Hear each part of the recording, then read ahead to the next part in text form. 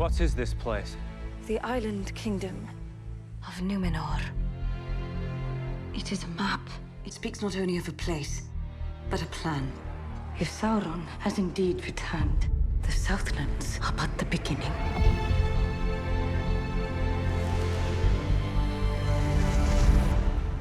Coming into the city, we've wanted to experience it from our characters' perspectives. There's a beautiful, long estuary that takes ships from the sea to the city. There are these huge carved stone heads. Coming from the Southlands, Hal is used to men that everything's pretty run down. So I think he's pretty impressed and amazed that men can create a kingdom such as that. We shot a lot of our in-camera stuff from the shoulders of Galadriel and Halbrand looking up, just to really sell that sense of scale. More importantly, make this place feel huge. Keep moving. You would not want to be lost here without an escort. Numenorians are larger than life in Tolkien's mythology, and we want Numenor to be impressive. We want Numenorians themselves to feel strong, regal, powerful, worthy of being the greatest civilization Middle-earth ever to exist. She is the first elf in hundreds of years to end up stepping foot on Numenor. The Numenorians are looking at her as a relic, and she's looking at them as kind of a relic as well. A man and an elf together. It tears a hole in everybody's reality. What is that going to do? Anywhere is better than here, where I'm hated by all who see me.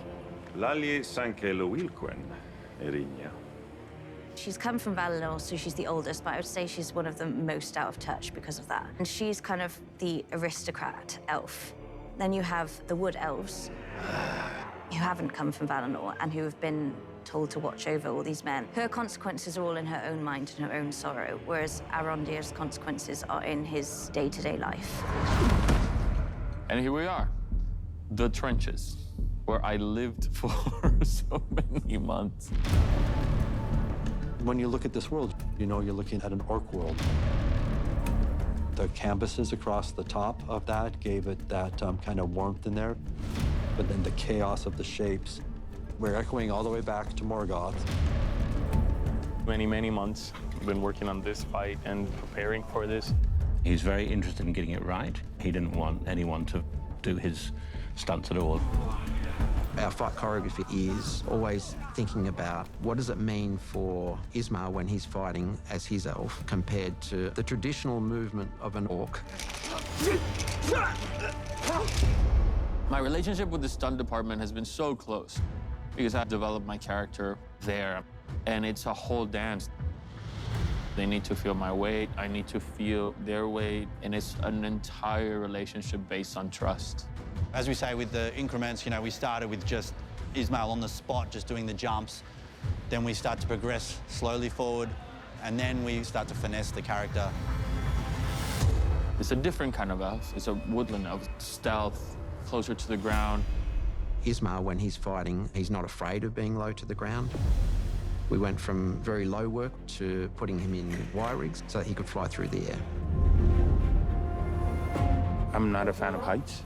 It still gives me like a little bit because there's a moment of free falling. And even though I do get a bit scared, it's a lot of fun. We've got the canopy that collapsed, and there's a mechanical release on each end of the tree underneath that the guys activate by a little pyrotechnic charge.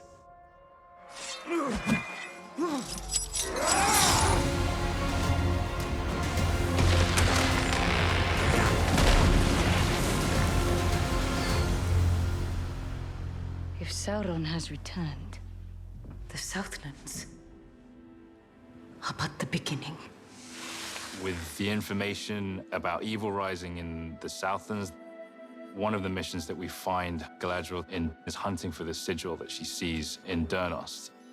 She asks some questions which can only be answered by taking her to what's called the Hall of Lore. How far is that? Quarter day's ride.